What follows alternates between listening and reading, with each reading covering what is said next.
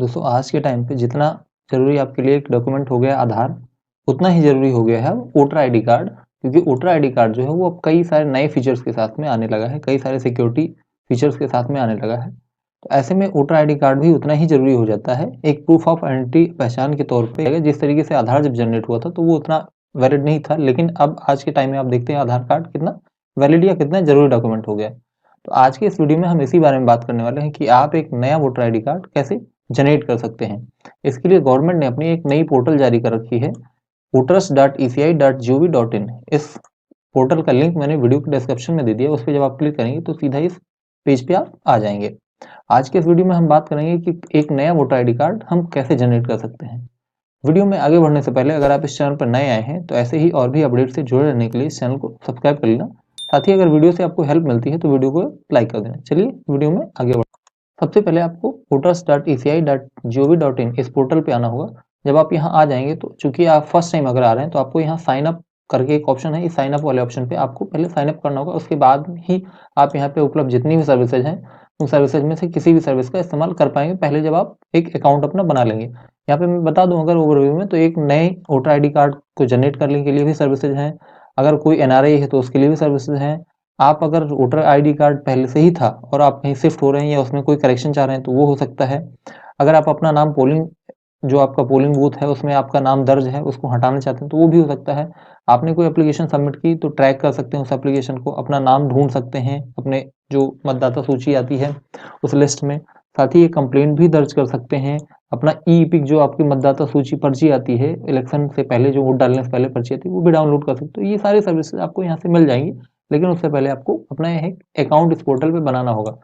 सबसे पहले हम अपना एक नया अकाउंट बना लेते हैं। उसके लिए आपको साइन अप वाले ऑप्शन पर क्लिक करना होगा। जब आप साइन अप पर क्लिक करेंगे तो यहाँ पे आपको अपना एक मोबाइल नंबर दर्ज करना होगा, उसके बाद में एक ईमेल आईडी। मोबाइल नंबर दर्ज करने के लिए तो मैंडेटरी है, ईमेल आईडी आपका ऑप्शनल है, लेकिन मैं आपको सजेस्ट करूंगा कि अपनी ईमेल आईडी दर्ज कर लें। इसके आगे चल के बहुत फायदे हैं, जैसे कि जब आप वोटर आईडी कार्ड बन जाएगी तो उसको डाउनलोड करने के लिए उसका नोटिफिकेशन आपके मेल पे आएगा, मेल के थ्रू आप डाउनलोड कर पाएंगे। तो इन सारी सर्विसेज के लिए जरूरी है, तो आप ऐसे में अपनी मेल आईडी जो है वो सबमिट कर लें। अब मैं ये सारी डिटेल फिल करके फिर कंटिन्यू करता हूँ, फिर आगे का प्रोसेस आपको मैं समझाता हूँ। जब आप सारी डिटेल्स फिल करके कंटिन्यू वाले जब आप सारी डिटेल्स फिल करके कंटिन्यू वाले ऑप्शन पर क्लिक करते हैं तो आपको यहाँ कुछ बेसिक डिटेल अपने फिल कर होते हैं, अपना फर्स्ट नेम, अपना लास्ट नेम, और उसके बाद में एक अपना मनचाहा पासवर्ड बना सकते हैं। और उसी पासवर्ड को दोबारा से आपको यहाँ कंफर्म करना होगा, उसी पासवर्ड को आपको रिपीट करके यहाँ फिल करना होगा। फिर आपको एक रिक्वेस्ट ओटीपी वाले ऑप्शन पे क्लिक करना होगा, जिससे आपने जो मोबाइल नंबर दर्ज किया है उस मोबाइल नंबर पे आपके एक ओटीपी सेंड करता है। तो इन सारी डिटेल को आप फिल कर लें, उसके बाद में फिर आगे का प्रोसेस मैं आपको समझाता हूँ। अब आपके अब आपके फ़ोन नंबर पे एक ओटीपी सेंड होगी, उस ओटीपी को आपको यहाँ फिल करना है। साथ ही साथ आपके मेल पे भी एक ओटीपी सेंड की जाती है, उस ओटीपी को आपको यहाँ नीचे मेल वाली ओटीपी को यहाँ सेंड करना होगा। इन दोनों ओटीपीओ को आपको फिल करना होगा, उसके बाद फिर आपको वेरीफाई वाले ऑप्शन पे क्लिक करना होगा।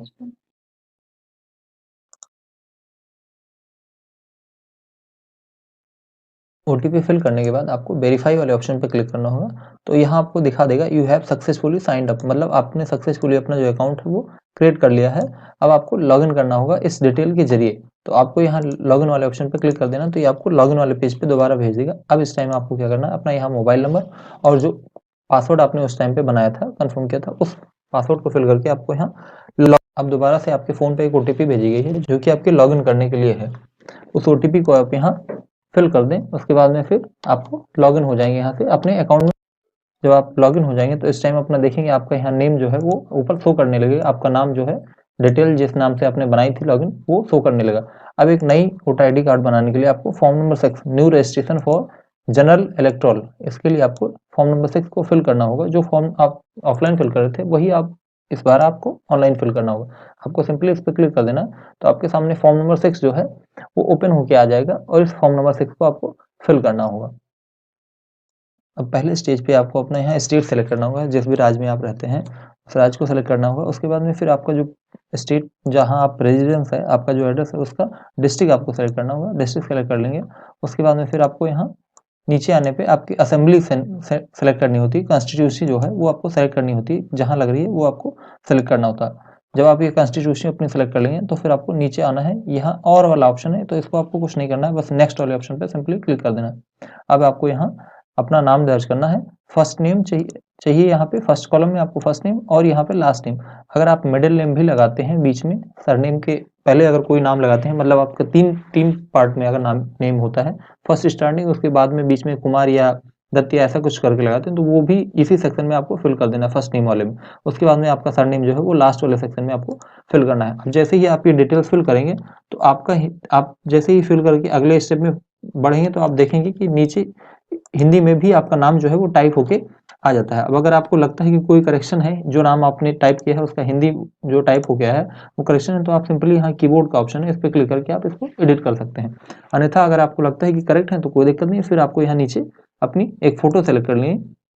फ़ोटो की फ़ाइल जो है वो जेपीजी फॉर्मेट में होनी चाहिए और 2 एमबी तक होनी चाहिए। तो मैंने अपने सिस्टम में सेव कर रखी है, आपने जहाँ भी सेव कर रखी है वहाँ से आपको फ़ोटो को अपने सेलेक्ट कर लेना है, उसके बाद में अपलोड कर देना है। अब आपको यहाँ एडिट का एक ऑप्शन मिल जाता है, अगर आप एडिट करना चाहें तो एडिट कर सकते हैं, अन्यथा आप सेव वाले ऑप्शन पर क्लिक करके इसको अपडेट कर सकते हैं। अब जैसे ही करेंगे तो यहाँ सक्सेसफुली का एक मैसेज आएगा, ओके करके आपको नेक्स्ट वाले ऑप्शन पर क्लिक करना होगा। जब नेक्स्ट करेंगे तो आपको यहाँ रिलेटिव का नाम अपने दर्ज करना होगा। अगर आप फादर का नेम दर्ज करना चाहते हैं तो फादर का या मदर का या हस्बैंड जो भी आप नाम दर्ज करना चाहते हैं उसको आपको यहाँ सेलेक्ट करना होगा। सेलेक्ट करने के बाद में उस नाम को आपको यहाँ फिल करना होगा नीचे वाले स्टेप में। जब आप नेम फिल कर लेते हैं तो फिर आप देखेंगे कि नीचे वाले ऑप्शन में फिर से वही चीज़ हिंदी में खुद ब खुद ये टाइप हो जाती है। जैसे आप उस टैब से निकलेंगे या स्पेस दबाएंगे तो ये खुद ब खुद टाइप हो जाती है। अगर आपको करेक्शन लगता है तो करेक्ट कर सकते हैं, अन्यथा नेक्स्ट वाले ऑप्शन पे आपको क्लिक कर देना है। अब यहाँ आपसे मोबाइल नंबर दर्ज करने के लिए कह रहा है। मोबाइल नंबर बहुत ही ज़रूरी है, क्योंकि बिना मोबाइल नंबर के आप ना तो इसको डाउनलोड कर पाएँगे, जिस तरीके से आधार कार्ड आपका है बिना मोबाइल नंबर के आप डाउनलोड नहीं कर पाते हैं, उसी तरीके से इसका भी प्रोसेस है। अगर आप मोबाइल नंबर दर्ज नहीं करते हैं तो आपको डाउनलोड करने में फिर दिक्कत होगी। अब अगर मोबाइल नंबर आप सेल्फ दर्ज करना चाहते हैं अपना, तो ठीक है, आज के टाइम में लगभग हर किसी के पास अपना होगा। अन्यथा अगर आप किसी घर में किसी और का दर्ज करना चाहते हैं तो रिलेटिव का यहाँ ऑप्शन टिक कर लें। मैं आपको सजेस्ट करूँगा कि अपना मोबाइल नंबर दर्ज करें तो बेटर रहेगा। यहाँ मोबाइल नंबर आपको फिल करना होगा, उसके बाद में फिर उस मोबाइल नंबर पे दोबारा एक ओटीपी जाएगी, सेंड ओटीपी वाले ऑप्शन पे आपको क्लिक करना होगा। तो जब आप सेंड ओटीपी पे क्लिक करेंगे तो एक ओटीपी दोबारा आपको रिसीव होगी, उस ओटीपी को यहाँ फिल करना होगा। ओटीपी फिल करके आपको वेरीफाई करना होगा। जैसे ही ओटीपी फिल करके वेरीफाई करें तो ये वेरीफाई हो जाएगा आपका। अब अगर आप चाहें तो ईमेल आईडी भी वेरीफाई कर सकते हैं। यहाँ पे आते हैं तो आपको सिंपली यहाँ नेक्स्ट वाले ऑप्शन पे क्लिक कर देना होगा। उसके बाद में फिर जब आप नेक्स्ट कर देंगे तो आपको अपना जेंडर सेलेक्ट करना है। जेंडर सेलेक्ट करके फिर से आपको नेक्स्ट करना है। उसके बाद में अपनी डीओबी फिल करनी है। डीओबी आपको यहाँ सेलेक्ट करनी होगी, कैलेंडर से आपको सेलेक्ट कर लेना है। जो भी आपकी डीओबी है उसको आप सेलेक्ट कर लें। उसके बाद में फिर आप अपनी डीओबी फिल करके आपको नेक्स्ट वाले ऑप्शन पे आपको क्लिक करना होगा। जैसे मैं इनकी डीओबी अगर सेलेक्ट करना चाहता हूँ तो डीओबी आपको इसी से सेलेक्ट करना होगा, आप टाइप नहीं कर सकते हैं। यहीं पे आपको ड्रॉप डाउन जो मेनू मिलेगी वहीं से आपको सेलेक्ट करना पड़ता है। सेलेक्ट करके आपको यहाँ नेक्स्ट वाले ऑप्शन पे फिर से क्लिक करना होता है।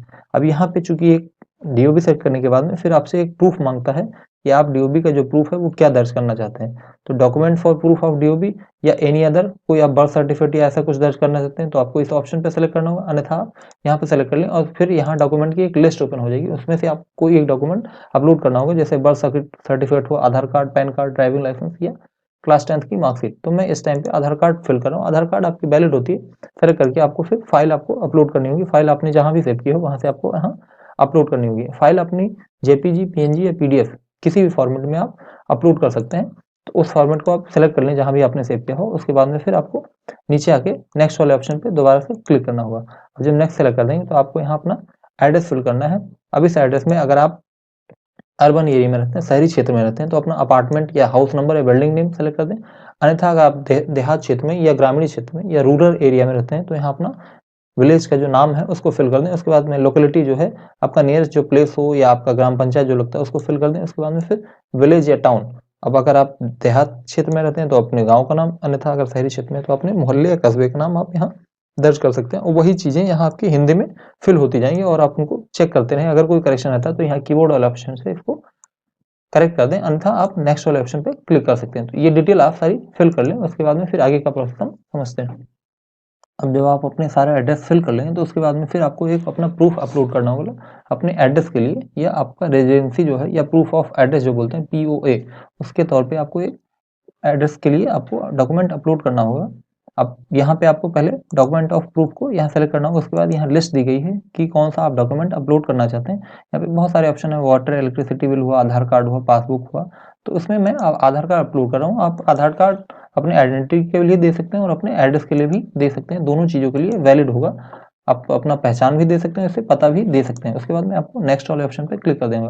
अब यहाँ पे कैटेगरी है कि अगर आप किसी डिसेबिलिटी कैटेगरी में आते हैं यानी कि विकलांग कैटेगरी में, तो यहाँ आपको सेलेक्ट करना, अन्यथा अगर आप नहीं आते हैं तो सिंपली आपको यहाँ नेक्स्ट वाले ऑप्शन पे क्लिक कर देना, कुछ नहीं करना। उसके बाद में फिर आपको यहाँ अपने किसी एक फैमिली मेंबर को यहाँ आइडेंटिफाई करने के लिए आपको एक अपना जो फैमिली मेंबर है उनकी एक वोटर आईडी देनी होगी, जिनका पहले से बन रखा है। अगर नहीं है तो कोई दिक्कत नहीं, अगर आप दे देते हैं तो ये इजिली आपका जो है वो जनरेट हो जाता है।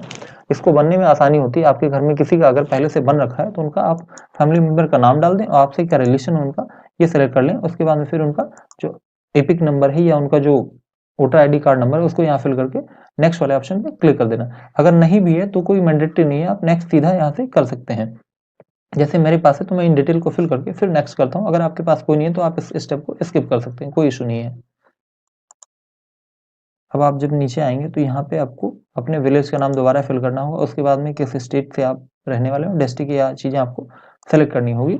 ये आपको होता है कि वेरीफाई कर रहे हैं अपने आप को, आप अपना जो कंसर्न है वो प्रोवाइड कर रहे हैं कि हाँ, मेरा जो है वोटर आईडी कार्ड बनाया जाए और आप अपनी सहमति दे रहे हैं। तो इस चीज़ को आपको यहाँ फिल करना होगा। उसके बाद अपना स्टेट सेलेक्ट कर लें।